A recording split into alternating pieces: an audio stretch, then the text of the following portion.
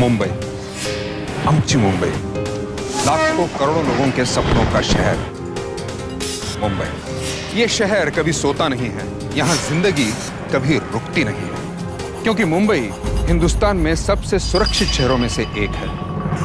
क्या ये बातें आज भी इतनी ही सच हैं? सन 2012 में मुंबई शहर में बलात्कार, हत्या, लूट मार और डकैती, दहेज, घरेलू हिंसा आदि सब मिलाकर 30,508 आपराधिक मामले आईपीसी के अंडर रिकॉर्ड हुए।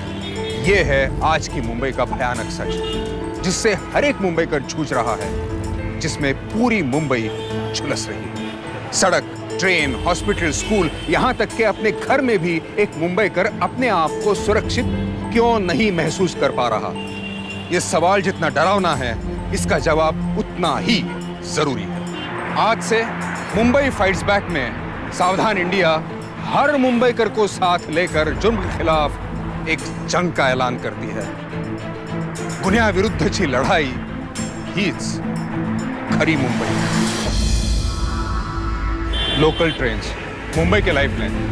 रोजाना 75 लाख लोगों को लोकल ट्रेन से सफर करना पड़ता है, लेकिन कितना सुरक्षित होता है उनका यह सफर? ताजे आंकड़ों के मुताबिक हर 2 घंटे में एक मुंबईकर को लोकल ट्रेन के हादसे में अपनी जान गंवानी पड़ती है। मुंबई फाइट्स बैक का आज का केस लोकल ट्रेन से जुड़ी इसी असुरक्षा से उपजे अपराध के बारे में है।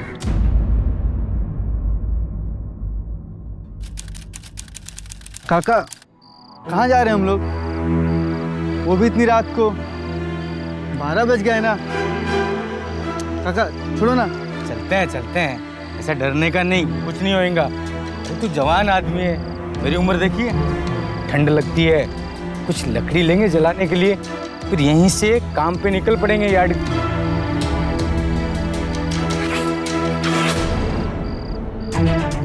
काका, अरे काय करता, कोई चुहा हुआ होगा, चला जा, डरने का नहीं।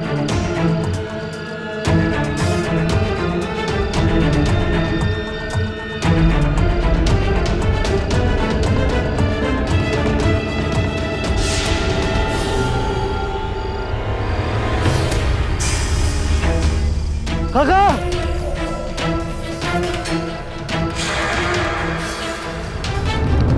4 जनवरी 2011 रात 12:30 बजे मुंबई इलाके के विरार स्टेशन से 1 किलोमीटर पहले रेलवे पटरी के पास एक लड़की की बॉडी मिली। उसकी हालत इतनी खराब थी कि देखने वाली की आत्मा दहल जाए। आखिर कौन थी ये लड़की? वो कौन दरिंदे थे जिन्होंने उसकी ये हालत बनाई थी? इस अपराध की वजह क्या थी? सवाल बहुत सारे थे, लेकिन जवाब अस्पताल में मौत से जूझ रहे थे। डॉक्टर, एक मिनट, मुझे विरार लोकल थाने में खबर देनी पड़ेगी। वैसे इन्हें देख के क्या लगता है, क्या हुआ रहेगा? नहीं, शायद ट्रेन से गिर गई होगी या किसी ने धक्का मारा हो। खुदकुशी भी हो सकती है। फिलहाल वो बहुत बुरी तरह जख्मी है। मैं चेक करने के बाद ही कुछ बता पाऊंगा। Excuse me.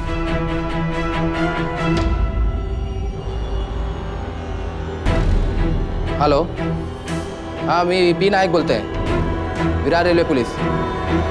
हाँ, प्रभाकर साहब आहे का?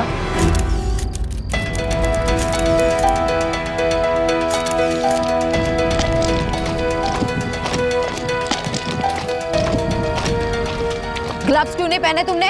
हाँ, घूम रहे हो क्या यहाँ पर? फॉरेंसिक का है? कहाँ पर है? वो देखो आ गई।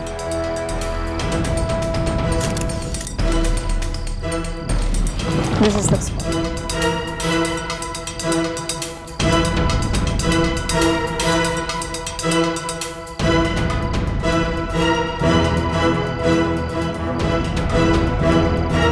दबी हुई घास को देख के ऐसा लगता है कि लड़की ने बहुत हाथ पांव मारा होगा। हाँ मैडम, घास दबी हुई, पौधे पत्ते टूटे हुए, लगता तो यही है मैम।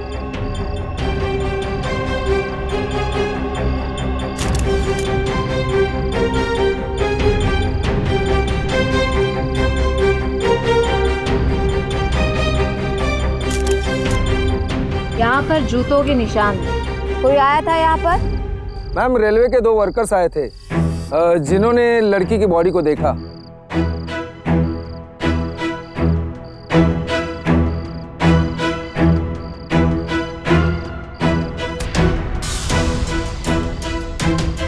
यहाँ पे 2 नहीं 3 जूतों के निशान हैं। रेलवे वर्कर के जूतों के प्रिंट्स वेरीफाई करो। Okay ma'am. ये एक्सीडेंट नहीं हो सकता प्रभा, ना ही सुसाइड केस लगता है मुझे। अगर ये एक्सीडेंट होता तो वो लड़की वहीं पे पड़ी रहती। जंगल की तरफ क्यों गई वो? मैम शायद उसमें थोड़ी जान बाकी हो। मुझे ये असॉल्ट केस लगता है। मुझे लगता है उस पे किसी ने अटैक किया है। मैम वहाँ पीछे खून के निशान मिले हैं। मुझे तो लगता है कि वो लड़की ट्रेन से या तो गिर गई थी या फिर किसी के द्वारा फेंकी गई थी और जख्मी होके रेंगते रेंगते यहाँ तक चली गई। जी मैम, हो सकता है। कहाँ है वो लड़की? मैम फिलहाल वो अस्पताल में है। उसकी आइडेंटिटी के बारे में कुछ पता नहीं चला, लेकिन हम पता कर लेंगे। आप जितने जल्दी हो सके उतने जल्दी रिपोर्ट तैयार करिए। चलो अस्पताल।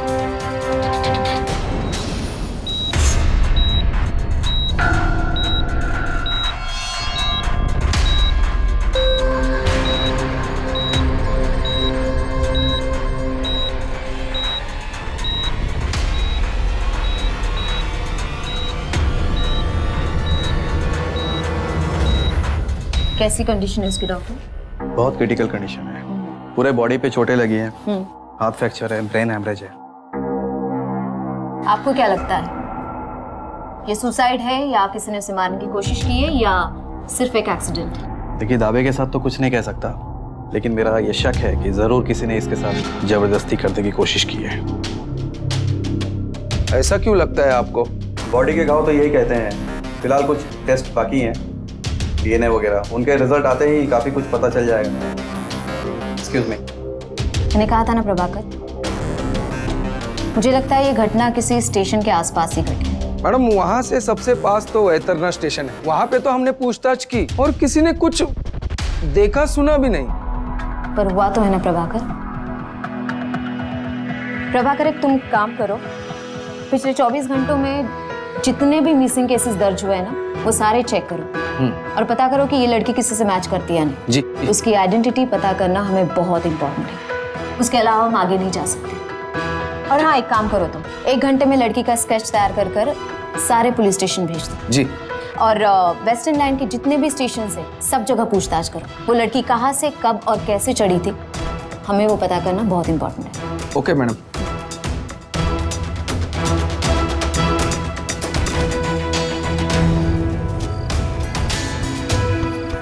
पुलिस ने उस लड़की का स्केच बनवाया और विरार से लेकर चर्चगेट तक हर स्टेशन पर पूछताछ की।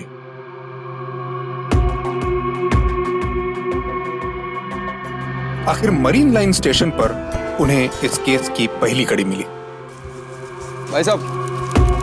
हाँ जी। क्या तुमने इस लड़की को कहीं देखा है?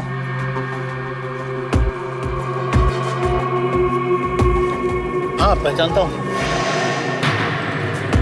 ये मेरे दुकान पे आई थी, बिस्किट का पैकेट लेकर गई। चलो हमारे साथ, तुमसे कुछ पूछताछ करनी है। देखा था मैडम, ये लड़की आई थी मेरे स्टॉल पे करीबन 10 बजे। रोज इतने लोगों को देखते हो, गलती तो नहीं कर रहे हो? नहीं नहीं मैडम, यही थी। इसको कैसे भूल सकता हूँ? रोज की तरह मैं रेडियो पे अपना प्रोग्राम सुन रहा था 10 बजे वाले। आपका शो में जिसका नाम है 10 to 10। अच्छा ठीक है बाबा। एक सेकेंड, भैया एक पैकेट बिस्किट का दे देना। हाँ पापा, मैं पहुंच जाऊंगी। कितना टेंशन लेते हो यार। क्या भैया, ये वाला नहीं, दूसरा देना। जल्दी तो भैया,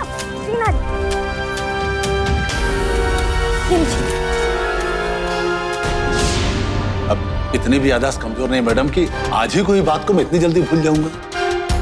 ये 10 बजे की ट्रेन पकड़ी थी क्या उसने? 100%।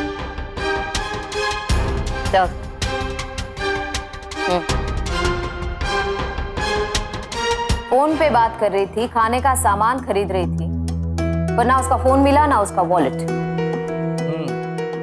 वो फोन पर किसके साथ बात कर रही थी, इसका अगर पता चल जाता तो शायद अपना कुछ काम बन जाता। ये जानने के लिए हमें उसकी आइडेंटिटी जानना बहुत जरूरी है। मैम क्यों ना हम उसका चेहरा टीवी पर दिखाएं? टीवी न्यूज़पेपर देखकर कोई तो आगे आएगा। नहीं नहीं नहीं नहीं। जिसने भी ये वारदात किया है वो सतर्क हो जाएगा। फिर हम उसे पकड़ नहीं पाएंगे। तो क्या करना होगा हमें? एक काम करो, 10 बजे रात को उस प्लेटफॉर्म पे कौन सी ट्रेन आती है पता करो, और वो कौन से कंपार्टमेंट में चढ़ी थी चेक करो। Okay ma'am. मैडम मैं बात की अर्जेंसी समझ सकता हूँ, लेकिन मैं कुछ कह ही नहीं सकता।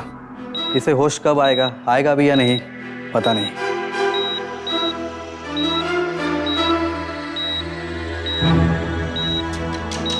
Thank you doctor. You welcome. तुमने पुलिस स्टेशन में स्केच भेज दिए थे ना? जी मैम। कोई इन्फॉर्मेशन मिली? नो मैम, मैंने हर जगह पर 2-2 बार इंक्वायरी की, लेकिन कहीं से भी कुछ भी पता नहीं चल रहा है आइडेंटिटी का। तो हमारे पास रास्ता सिर्फ एक है जिससे हम पता कर सकते हैं कि वो कौन है। मुश्किल है पर हो सकता है। हमें किसी ऐसे इंसान को ढूंढना पड़ेगा जो उस दिन उस वक्त उस गाड़ी में ट्रैवल कर रहा होगा। इस मुंबई की लोकल ट्रेन में रोज लाखों लोग चढ़ते और उतरते हैं, और इन लाखों लोगों की भीड़ में ढूंढना मतलब। मालूम है मेरे को, और अगर आपको मुंबई की लोकल ट्रेन के बारे में जरा भी पता होगा ना, तो आपको ये बात तो बिल्कुल ही मालूम होगी कि कल जिस वक्त जिस गाड़ी में लोग बैठे थे, आज भी उसी वक्त उसी गाड़ी में लोग बैठेंगे। 9:27 की लोकल ट्रेन मतलब 9:27 की, 4:15 मतलब 4:15। टाइम के एकदम फिक्स होते हैं। और अगर ये लड़की उसी वक्त उसी स्टेशन में चढ़ी होगी, उसी डब्बे में चढ़ी होगी, तो उसके साथ और भी लोग होंगे जो उस वक्त उसी डब्बे में चढ़े होंगे। मैडम आपका प्लान क्या है? अपने ऑफिसर से कहो कि 10 बजे की जो फास्ट लोकल ट्रेन है उसमें रोज चढ़े, और तब तक पूछताछ करे जब तक कोई मिल नहीं जाता। मुझे लगता है 100% लीड्स यहीं से मिलेंगे।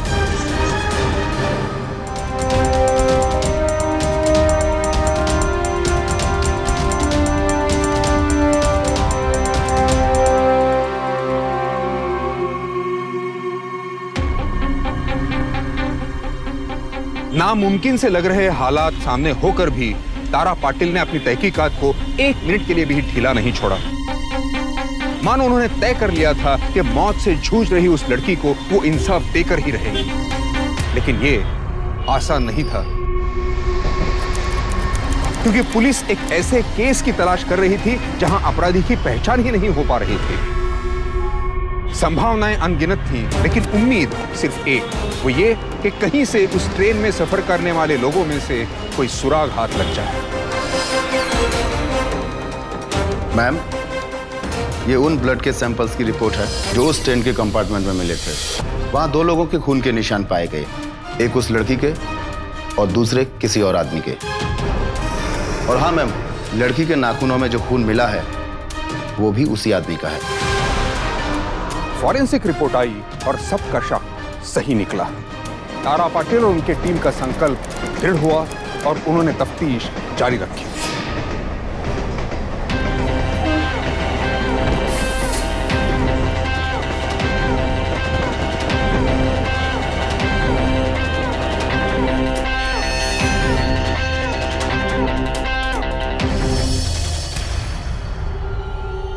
मैडम, वो हमने धानु पुलिस चौकी में एक रिपोर्ट लिखाई थी मेरी बहन के लापता होने की। वो आज वहाँ से कॉल आया कि कोई लड़की मिली है किसी ट्रेन एक्सीडेंट में। तुम्हारी बहन मिसिंग है? हाँ, ये उसकी फोटो। मेरी दीदी का नाम रश्मि है।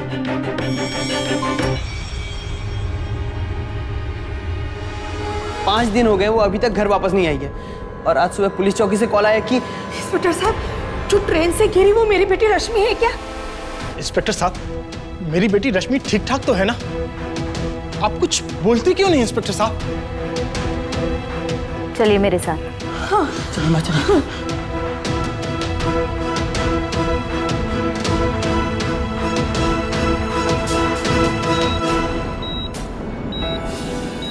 रश्मि, मेरी बच्ची रश्मि। एक मिनट, आप लोग प्लीज अंदर। नहीं, आप लोग प्लीज अंदर नहीं आ सकते हैं। उसकी हालत बहुत खराब है। मुझे जाने दीजिए, मेरी बच्ची। माँ को जाने दीजिए। मैडम, लेकिन प्लीज। आइए। बाबा, बाबा मेरी दीदी ठीक तो हो जाएगी ना बाबा? हाँ बेटा, जरूर। देखिए, मैं माफ़ी चाहती हूँ, इस वक्त पे सवाल नहीं करना चाहिए मैंने, पर अगर आप ये केस सॉल्व करने के लिए जितनी ज़्यादा इन्फॉर्मेशन दे सके उतना ज़्यादा अच्छा होगा। इंस्पेक्टर, जरूर। मैडम, आप मेरे केबिन में बैठ सकती हैं, प्लीज। पुलिस की सबसे बड़ी मुश्किल उस लड़की की पहचान होते ही आसान हो गई। जैसे उसका परिवार सामने आया, उससे जुड़ी छोटी छोटी बातें समझ आने लगी। दर्दनाक हादसे की शिकार उस लड़की का नाम रश्मि था। एक तरफ रश्मि अपनी जिंदगी से जूझ रही थी और दूसरी तरफ उसका गुनहगार खुलेआम घूम रहा था। जरा सोचिए क्या गुजर रही होगी उस परिवार पर जिनकी लड़की हर दिन अपनी मौत के पास जा रही थी। वो मासूम लड़की जो हर रोज की तरह देर रात अपने घर लौट रही थी, लेकिन जिसे मालूम नहीं था कि वो इस भयानक जुर्म का शिकार होने वाली है। इस वक्त जब आप ये एपिसोड देख रहे हैं, ठीक इसी वक्त कई सारी लड़कियां अकेले अपने घर जा रही हैं। वो कौन है जो हमें उनकी सुरक्षा का भरोसा दिलाएगा? ऑफिस से निकलने के बाद दीदी रोज नॉर्मली 5 बजे वाली ट्रेन पकड़ती थी। वहां से तकरीबन 2 घंटे लगते हैं, तो दीदी 7 बजे तक तो घर आ ही जाती थी। लेकिन उस दिन दीदी का कॉल आया और दीदी ने कहा कि वो लेट हो जाएंगी। एक्चुअली उन्हें ऑफिस के बाद मार्केट जाना था, तो हमने भी कहा ठीक है 1-1.5 घंटा तो लग जाएगा। लेकिन मैडम उस दिन 11 बज गए, दीदी घर नहीं आई और नहीं दीदी का फ़ोन लग रहा था। हम लोग दानू स्टेशन गए और वहां पर जाकर के लोगों से पूछताछ की, तब हमारी चिंता और ज़्यादा बढ़ गई। वक्त बेकार करने के बजाय हमने सोचा कि हमें खुद चल करके देखना चाहिए। फिर बाबा और मैंने मरीन लाइन्स के लिए ट्रेन पकड़ी। एक्चुअली दीदी वहीं के एक इंपोर्ट एक्सपोर्ट की कंपनी में काम करती थी। उसके बाद भी दीदी का कुछ पता नहीं चल पाया। फिर बाबा और मैंने डिसाइड किया कि हम पुलिस चौकी में जाकर रिपोर्ट करेंगे। मेरी बेटी कैसी है? देखिए, रश्मि पर हमला हुआ और जबरदस्ती करने की कोशिश भी की है। आप मुझे उसका मोबाइल नंबर दीजिए और वो कहाँ से खरीदा था, वो सारी डिटेल्स मुझे चाहिए। वो सब मुझे पता है, मैं बताता हूँ। प्रभाकर, एक काम करना तुम, रश्मि के मोबाइल का IMEI नंबर ट्रैक करो, उसके सारे कॉल रिकॉर्ड्स चेक करो। जी। ट्रेन में चढ़ने से पहले उसने किसी न किसी से तो बात जरूर की होगी।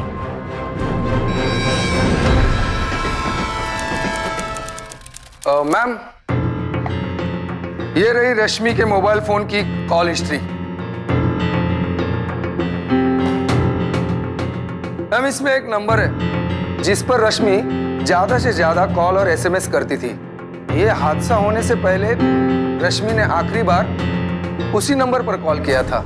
किसका नंबर है ये? कोई अनिश मुखर्जी नाम का लड़का है। इस अनिश मुखर्जी का पता लगा, रश्मि के पिता और भाई से मिलने चलते हैं। ये अनिश मुखर्जी कौन है? वो मेरी दीदी का बॉयफ्रेंड है। कुछ ही दिन पहले आई और बाबा को दीदी के बॉयफ्रेंड के बारे में पता चला। वो महाराष्ट्रीयन नहीं है, इसी बात को लेकर हमारे घर में काफ़ी टेंशन भी चल रही थी। लेकिन फिर भी हम लोगों ने सोचा कि एक बार खाली उससे मिल करके देख लेते हैं। वैसे भी इस हफ्ते वो हमारे घर आने वाला था हम लोगों से मिलने के लिए। लेकिन आप उसके बारे में इतना क्यों पूछ रहे हैं? कहीं आप ये तो नहीं कहना चाहती कि इस सब के पीछे अनिश? देखो, मैं गारंटी के साथ कुछ भी नहीं बोल सकती, तो जल्द ही मालूम कर लूंगी।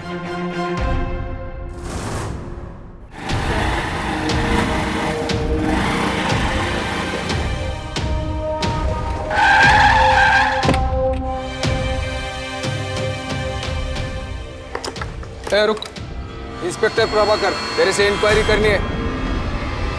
चल पुलिस स्टेशन, पकड़ो इसे। लेकिन इंक्वायरी किस बात की इंक्वायरी इंस्पेक्टर? रश्मि निगुड़कर के बारे में। मैं एकदम सच बोल रहा हूँ इंस्पेक्टर मैडम, आपको मिस्टेक हो रहा है। मैं तो खुद रश्मि को लेकर इतने दिनों से परेशान हूँ। आपको चाहिए तो उसके भाई से पूछ लो, कितना कॉल किया होगा मैंने। मैं खुद पुलिस स्टेशन जाकर रोज चेक कर रहा हूँ रश्मि के लिए। वो तो कल मैं एक दिन किसी काम से पूना चला गया था, इसलिए मुझे पता नहीं कि यहाँ क्या हुआ है। लास्ट कॉल तेरे मोबाइल पे गया था और तू कहता है कि तुझे कुछ मालूम ही नहीं। कॉल किया था मैडम, लेकिन उस वक्त मैं अपने जॉब पे था, अपने कॉल सेंटर में। कुछ 9:30 बजे होंगे। आपको चाहिए तो चेक कर लीजिए। हम लोग ऑफिस से अंदर बाहर जाने के लिए स्वाइप कार्ड यूज करते हैं, सब कुछ उस पर रिकॉर्ड होता है मैडम। क्या नाम है तेरे कॉल सेंटर का? ग्लोबल कॉल सेंटर, मलाड में। तो जिस वक्त वो ट्रेन में चढ़ी थी वो तुझसे बात कर रही थी? हाँ मैडम। एक तो मैंने तुमसे कितनी बार बोला है कि घर जल्दी चली जाया कर। अच्छा ठीक है बाबा, लेकिन तुम मुझे सुनती नहीं हो। एक सेकंड एक सेकंड भैया, एक बिस्किट का पैकेट दे देना। अब इतनी रात को तुम ट्रेन में अकेली जाओगी? हाँ पापा मैं पहुंच जाऊंगी, कितना टेंशन लेते हो यार। क्या भैया, ये वाला नहीं दूसरा देना, जल्दी तो भैया। जी ना, तुम घर पहुंचकर फोन करना। पहुंचते ही फोन करूंगी। Okay okay.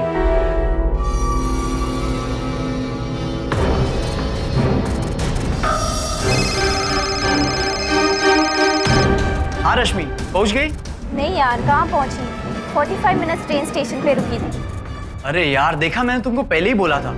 कितना लेट हो गया रश्मि। अच्छा स्टेशन आ गया, मुझे कंपार्टमेंट चेंज करना है।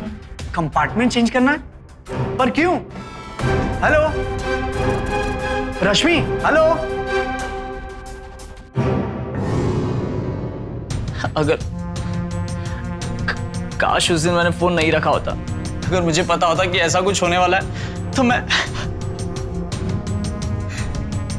सच बोल रहा है।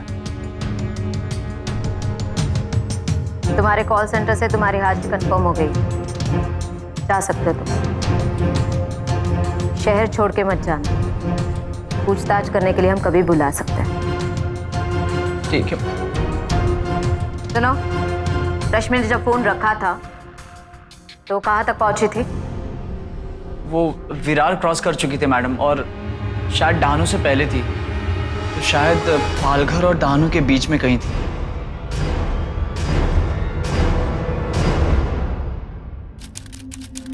आइए, आप जरा बैठिए इधर, मैं अभी आता हूँ।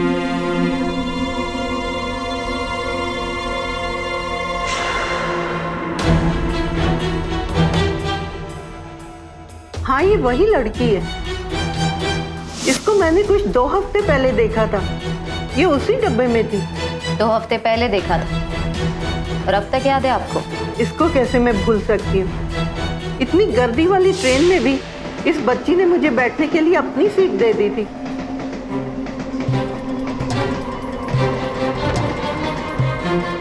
फिर मैं विरार में उतर गई और ये तब भी उसी ट्रेन में थी।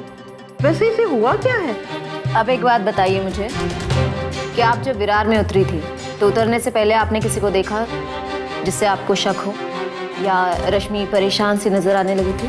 नहीं, वो अपने फोन पे किसी से बात कर रही थी और परेशान तो बिल्कुल भी नहीं थी।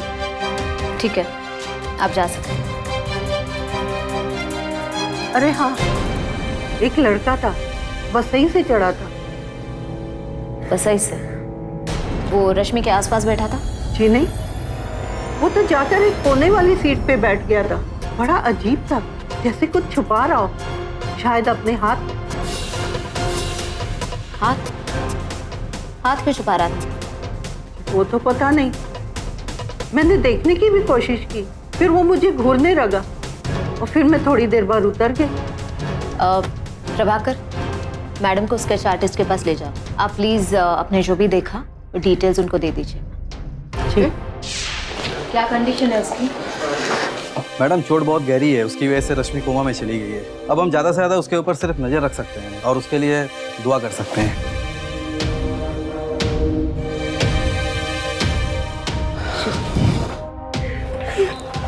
कुछ पता चला इंस्पेक्टर?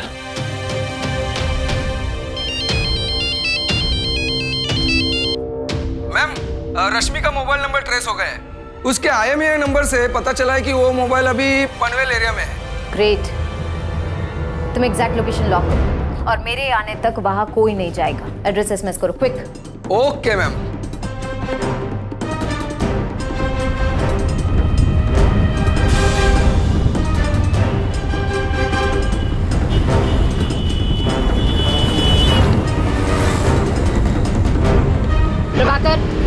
जब तक वहां नहीं पहुंचूंगी तब तक कोई अंदर नहीं जाएगा, ओके?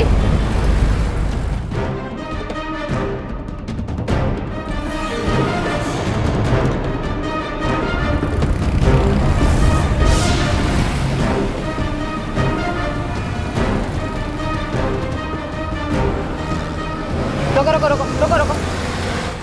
मैम आइए। कहाँ है उसका? Cover column.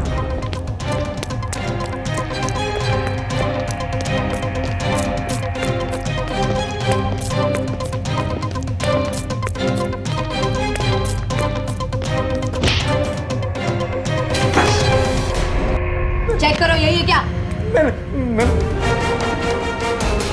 मैंने क्या किया मैडम? मैंने कुछ भी नहीं किया मैडम। नाम क्या है तेरा? कपिल नाम है मैडम जी, लेकिन तो फोन कहाँ से मिला तुझे? वो मैं कहाँ से मिला फोन? वो मैं आज नवा खरीदा शोरूम से। ये वही फोन है। मोबाइल चोरी के केस में अंदर डाल दो इसे, बाकी चार्जेस बाद में लगा लेंगे। मर्डर या रेप या और कोई। मैडम जी मैंने कुछ नहीं किया मैडम जी, मेरे बच्चे सड़क पे आ जाएंगे मैडम जी। फोन कहाँ से मिला तेरे को? वो सिराज नाम का आदमी मेरे को दिया, बेचा मेरे को उसने। वो बाजू में रहता है मैडम जी। वो उसकी इलेक्ट्रिक की दुकान भी है उसकी मैडम। फिर से बता, मोबाइल कहाँ से आया तेरे पास? मैडम जी मैं बिल्कुल सच बोल रहा हूँ, वो अपन को रास्ते पे पड़ा हुआ मिला था। स्केच लाओ। मैडम जी मैं कसम खा के बोल रहा हूँ। थोबड़ा तो तेरा थोड़ा थोड़ा मिलता है इससे। मर्डर और रेप के केस में अंदर डाल दो इसे, बाकी सब अंदर एडजस्ट कर लेंगे हम लोग। जज मर्डर के लिए फांसी की सजा तो दे ही देगा इसे। आदर्श आ गई तेरी वापस। मैडम मैं कसम खा के बोल रहा हूँ, उससे क्या आइडिया था मुझे कुछ मालूम नहीं था मैडम। कौन था वो? वो मोबाइल और लैपटॉप लेकर मेरी दुकान पे आता था, मैं उसे पैसे दे देता और मुझे सामान देता था। इसके बाद मुझे कुछ नहीं मालूम था, मैंने उसका नाम भी नहीं पूछा मैडम। सच में नहीं पता या जेल जाके ही याद आ जाएगा?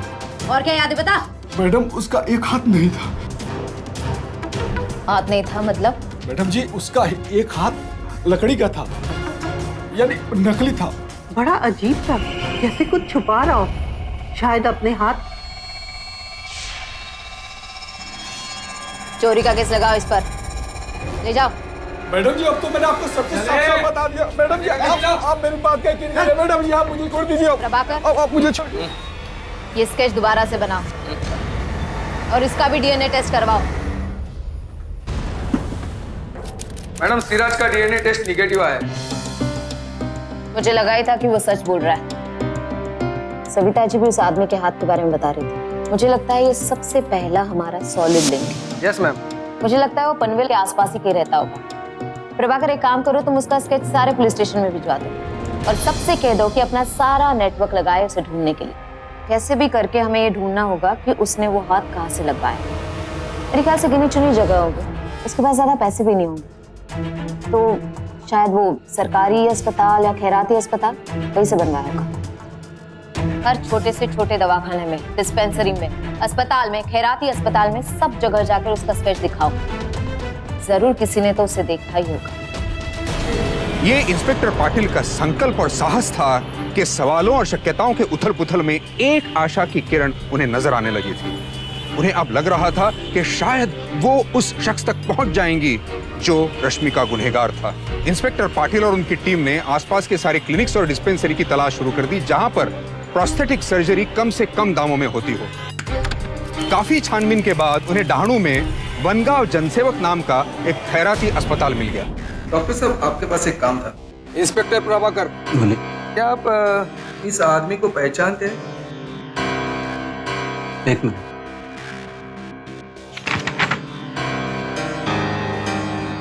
फाइल में इस पेशेंट की फोटो तो नहीं है, पर मुझे लगता है यही है वो। सुरेश बोरकर नाम है इसका। सुरेश बोरकर?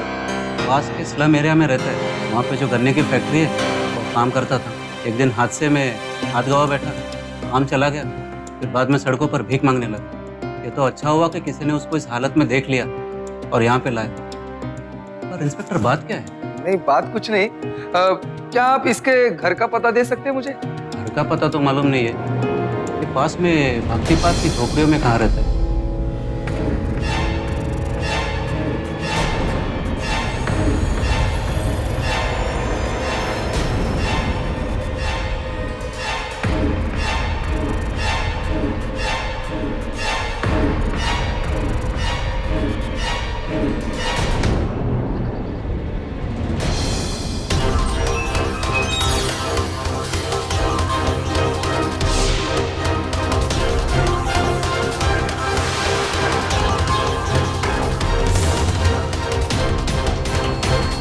प्रभाकर ले चलो इसे। तो छोड़ूंगी नहीं मैं तुमको। रोक! रोक! रोक!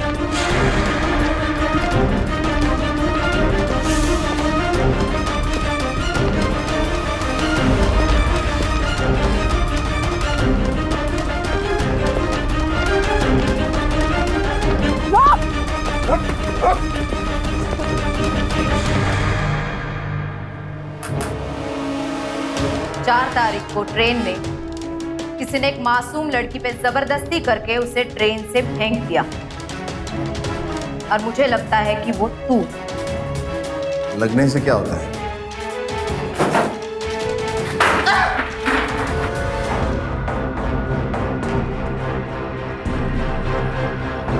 मोबाइल चोरी के केस में अंदर डाल दो इसको, और जब तक डीएनए का रिपोर्ट नहीं आता अंदर रखने दो सटने को। सविता जी को बुलाओ पहचानने के लिए।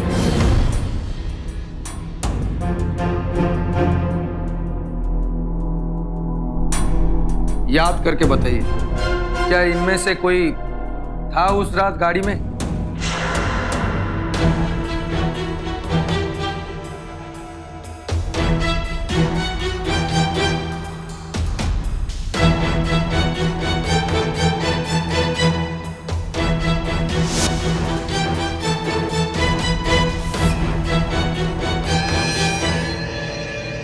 साहब ये तीसरा वाला। सविता जी ने आइडेंटिफाई कर लिया, वो सुरेश ही था। बस अब एक बार डीएनए टेस्ट का रिपोर्ट आ जाए। तुझे पता है ये क्या है? डीएनए रिपोर्ट से, ओ सॉरी, तुझ जैसे गवार को थोड़ी ना पता होगा कि डीएनए रिपोर्ट्स क्या होते हैं। मैं बताती हूँ। इससे ये पता चलता है कि तूने रश्मि पे जबरदस्ती की और उसे मारने की पूरी कोशिश भी की। अब तू तो सीधे सीधे बताएगा नहीं, तो मैं बताती हूँ। हाँ, और तैयार हो जा तू।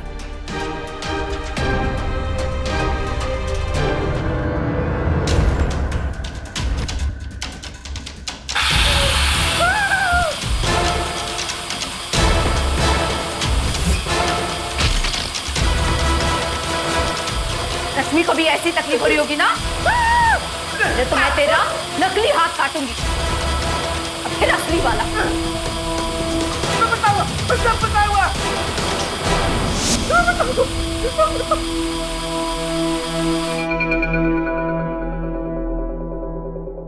सोचा चेन घड़ी थोड़े पैसे मिल जाते तो हो जाता था। वो लड़की ने सोने का चेन पहना था, कान में बाली भी थी।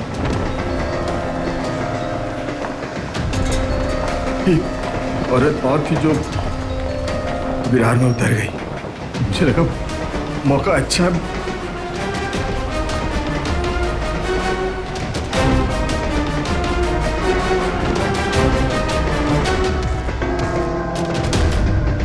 हेलो, नहीं यार, 45 मिनट्स ट्रेन स्टेशन पे रही।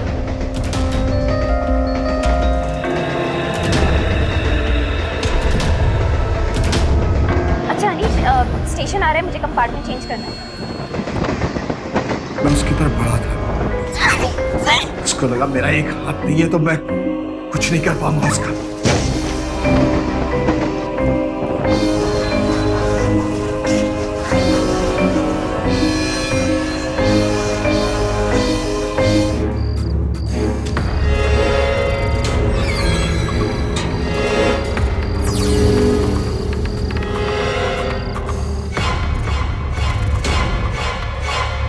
रिकॉर्ड किया?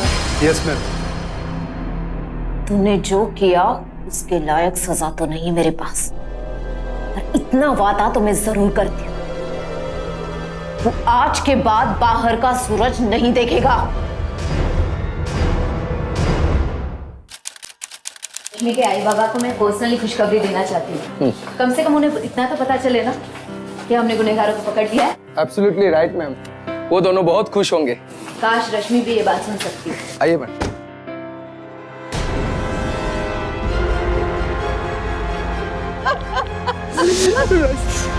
रश्मि, मेरे बच्चे।